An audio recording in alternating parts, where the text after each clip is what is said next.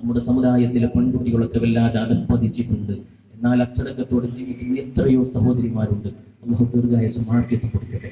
നല്ല അച്ചടക്കത്തോടെ ഇസ്ലാമിക വേഷം ധരിച്ച് തഖ്വയോടെ ജീവിക്കുന്ന എത്രയോ പെൺകുട്ടികളുണ്ട്, യുവതികളുണ്ട്. അല്ലാഹു അവർക്ക് ദീർഘായുസ്സും ആഫിയത്തും കൊടുക്കട്ടെ.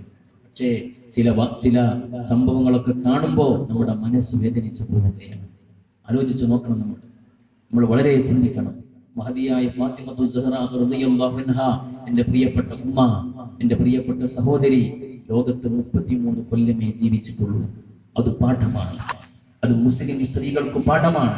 33 വയസ്സുവരെ മാത്രം ലോകത്ത് ജീവിച്ച മഹദിയായ ഫാത്തിമ ബീവിയെ പറ്റി അല്ലാഹുവിന്റെ ഹബീബ് പറഞ്ഞത്, ഫാത്തിമത്തു സയ്യിദത്തു നിസാഇ അഹ്ലിൽ ജന്ന, സ്വർഗ്ഗത്തിലെ പെണ്ണുങ്ങളുടെ നേതാവാണ് ഫാത്തിമ ബീവി റളിയല്ലാഹു അൻഹ. ഏതാണ് ആ സ്വർഗം? എത്രയോ നൂറ്റാണ്ടുകൾ ലോകത്ത് ജീവിച്ച് മരിച്ചു പോയ എത്രയോ പ്രവാചകന്മാരുടെ പത്നിമാരും പുത്രിമാരും പെൺകുട്ടികളും കുടുംബത്തിലെ സഹോദരിമാരൊക്കെ കടക്കുന്ന സ്വർഗാണ്. നൂറ്റാണ്ടുകൾ ലോകത്ത് ജീവിച്ച മരണപ്പെട്ടു പോയ പ്രവാചക പത്നിമാർ കടക്കുന്ന സ്വർഗത്തിൽ, ആ സ്വർഗത്തിലെ പെണ്ണുങ്ങളുടെ ലീഡർ കേവലം 33 വയസ്സുവരെ ലോകത്ത് ജീവിച്ച ഫാത്തിമ ബീവിയാണ്. എന്താണ് കാരണം? എന്താ കാരണം? എന്റെ ഉമ്മമാരെ നമ്മൾ ആലോചിക്കണം. എന്താ കാരണം? മഹദിയായ ഫാത്തിമ ബീവി റളിയല്ലാഹു തആല അൻഹ ജീവിതത്തിലെ ഏറ്റവും വലിയ പരീക്ഷണത്തിൽ വിജയിച്ച പെണ്ണാണ്. ഏറ്റവും വലിയ പരീക്ഷണം, ഒരു പെണ്ണിന്റെ ഏറ്റവും വലിയ പരീക്ഷണം എന്ന് പറയുന്നത് സൗന്ദര്യം തന്നെയാണ്. ഒരു പെണ്ണിന്റെ ജീവിതത്തിലെ ഏറ്റവും വലിയ പരീക്ഷണം എന്ന് പറയുന്നത് അവളുടെ സൗന്ദര്യമാണ്. ആ പരീക്ഷണത്തിൽ വിജയിച്ച നേതാവാണ്, മഹദിയാണ്, മാതൃകാ വനിതയാണ് സയ്യിദത്തുന ഫാത്തിമത്തു സഹ്റ റളിയല്ലാഹു അൻഹ. ഫാത്തിമ ബീവിയെ പോലെ സൗന്ദര്യമുള്ള പെണ്ണ് ഏതാ ലോകത്തുള്ളത്? മുമ്പ് കഴിഞ്ഞു പോയിട്ടുണ്ടോ? ഇന്ന് ജീവിച്ചിരിപ്പുണ്ടോ? ഇനി ഖിയാമത്ത് നാൾ വരെ വരാനുണ്ടോ? ഒരിക്കലുമില്ല. ചരിത്രത്തിൽ തുല്യതയില്ലാത്ത സൗന്ദര്യത്തിന്റെ നിറകുടമായിരുന്ന മഹദിയായ ഫാത്തിമത്തു സഹ്റ റസൂലുള്ളാഹിന്റെ മോളാണ്. റസൂലുള്ള ലോക സുന്ദരനല്ലേ? ഇന്ന ബൈതൻ അന്ത സാകിനുഹു ലൈസ മുഹ്താജൻ ഇലാ സുറൂജി. ലോകത്തെ ഏറ്റവും വലിയ സുന്ദരനായ ഹബീബിന്റെ മോളല്ലേ പ്രിയപ്പെട്ട ഫാത്തിമ?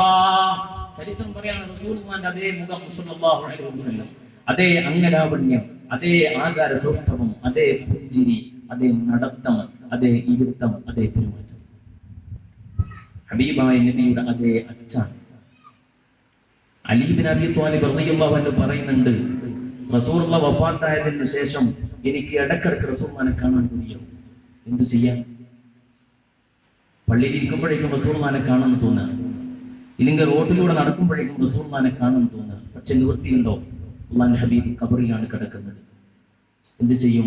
ചരിത്രം രേഖപ്പെടുത്തുന്നു, അലി ഇബ്നു അബീ ത്വാലിബ് ചെയ്യുന്ന പണി എന്താണെന്നറിയോ നിങ്ങൾ? റളിയല്ലാഹു അൻഹു പള്ളിയിൽ നിന്ന് നേരെ വീട്ടിലേക്ക് ഓടിയിട്ട് തന്റെ പ്രിയപ്പെട്ട ഭാര്യയായ ഫാത്തിമനെ വിളിക്കും. ഫാത്തിമ റളിയല്ലാഹു അൻഹയെ വിളിച്ചിട്ട് മുഖത്തേക്ക് ഇങ്ങനെ നോക്കിക്കൊണ്ടിരിക്കും. കുറെ നേരം നോക്കും, കണ്ണുകൾ ഇങ്ങനെ ഒഴുകുന്നുണ്ടാവും.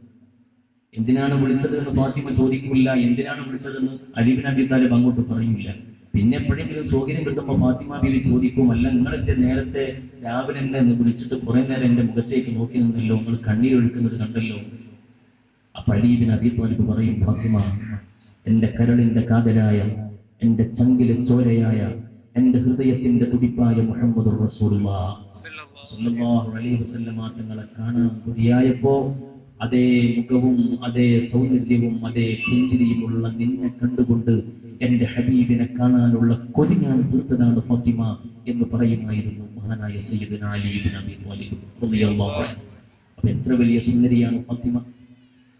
ഇന്നത്തെ സിനിമാ നടിമാരെ പോലെ, സീരിയൽ നടിമാരെ പോലെ ലക്ഷക്കണക്കിന് രൂപയുടെ പ്ലാസ്റ്റിക് സർജറി നടത്തിയിട്ടുണ്ടാക്കിയ ആനച്ചന്തമല്ല, കൃത്രിമമായ സൗന്ദര്യമല്ല. അല്ലാഹുവിന്റെ ഹബീബ് സ്വല്ലല്ലാഹു അലൈഹി വസല്ലം തങ്ങളുടെ പ്രിയപ്പെട്ട മകൾക്ക് അല്ലാഹു കനിഞ്ഞരുളിയ സൗന്ദര്യം. പക്ഷേ ആ സൗന്ദര്യം എന്ന് പറയുന്ന ഏറ്റവും വലിയ പരീക്ഷണത്തിൽ വിജയിച്ചു മഹദിയായ ഫാത്തിമത്തു സഹ്റ. ഒരിക്കലും അച്ചടക്ക ഭംഗം കാണിച്ചില്ല. ഞാൻ വലിയ സുന്ദരിയാണല്ലോ എന്നൊരു കിബർ വന്നില്ല, ഒരു അഹങ്കാരവും ഉണ്ടായില്ല, ഒരു അഹംഭാവം ഉണ്ടായില്ല. ഇന്നിപ്പോ പ്രിയപ്പെട്ട പെൺകുട്ടികൾക്ക് അല്പം സൗന്ദര്യം അല്ലാഹു കൊടുത്തിട്ടുണ്ട് എന്ന് കണ്ടാൽ പിന്നെ മാതാപിതാക്കൾ ചിന്തിക്കാം, ഏത് സീരിയലിലേക്കാ പറഞ്ഞേക്കുക, ഏത് സിനിമയിലാ പറഞ്ഞേക്കേണ്ടത്, ആ ചിന്തയാണ്. ഇങ്ങനെയാണ് നമ്മുടെ സമുദായത്തിൽ അത് അധപ്പതിച്ചിട്ടുണ്ട്. ഞാൻ വിനയത്തോടെയാണ് പറയുന്നത്. മാത്രമല്ല, നമ്മുടെ മക്കളുടെ സൗന്ദര്യം നാലാൾ കാണട്ടെ എന്ന് ചിന്തിക്കുന്നവരാണ് നമ്മൾ. നമ്മുടെ ഭാര്യയുടെ സൗന്ദര്യം നാലാൾ ആസ്വദിക്കട്ടെ എന്ന് ചിന്തിക്കുന്നവരാണ് നമ്മൾ. അള്ളാന്റെ ഹബീബിന്റെ പ്രിയപ്പെട്ട മകൾ അങ്ങനെയായിരുന്നില്ല. അള്ളാന്റെ ഹബീബിന്റെ പ്രിയപ്പെട്ട മകൾ ഫാത്തിമ ബീവിയുടെ സൗന്ദര്യം 2 പുരുഷന്മാരല്ലാത്ത മൂന്നാമതൊരു പുരുഷൻ കണ്ടിട്ടില്ല എന്ന് ചരിത്രം രേഖപ്പെടുന്നു. വെറുതെ അല്ല, 33 കൊല്ലം കൊണ്ട് സ്വർഗീയ ലോകത്തിന്റെ നേതൃപദവി നേടിയെടുത്തത് ഫാത്തിമ ബീവി മൂന്നാമതൊരു പുരുഷനെ കണ്ടിട്ടില്ല. തന്റെ സൗന്ദര്യം കണ്ട 2 പേർ, ഒന്ന് തന്റെ പ്രിയപ്പെട്ട പിതാവ് മുഹമ്മദ് റസൂലുള്ളാഹ്, രണ്ടാമത്തത് പ്രിയപ്പെട്ട ഭർത്താവ് സയ്യിദുന അലി ഇബ്നു അബീ ത്വാലിബ് റളിയല്ലാഹു അൻഹു. ആലോചിച്ച് നോക്കണേ പ്രിയപ്പെട്ട സഹോദരിമാരെ. ഇന്ന് ഞാൻ കുറ്റപ്പെടുത്തുകയാണെന്ന് തോന്നരുത്. ഇന്ന് ഇൻഫർമേഷൻ ടെക്നോളജി പുരോഗതി പ്രാപിച്ചു, അതുപോലെ കമ്പ്യൂട്ടറും ഇന്റർനെറ്റും പുരോഗതി പ്രാപിച്ചു. സിനിമയും സീരിയലും ഒക്കെ വ്യാപകമായി, വീടുകളൊക്കെ മിനി തിയേറ്ററുകളായി, കയ്യിലുള്ള മൊബൈൽ ഫോൺ പോലും ഇന്ന് TV ആയി രൂപാന്തരപ്പെട്ടു. അങ്ങനെ വന്നപ്പോ എല്ലാവിധ വൃത്തികേടുകളും ഇത്തരം ഉപകരണങ്ങളിലൂടെ കണ്ടുകൊണ്ട് അതിലുള്ള നടിമാരെയും അതിലുള്ള റിയാലിറ്റി ഷോയിലെ അവതാരികമാരെയും അനുകരിക്കാനും അവരെ അനുധാപനം ചെയ്യാനുമുള്ള വ്യഗ്രത കൊണ്ട് നമ്മുടെ പ്രിയപ്പെട്ട സഹോദരിമാർ ഇസ്ലാമിന്റെ മനോഹരമായ സംസ്കാരം വലിച്ചെറിഞ്ഞിട്ട്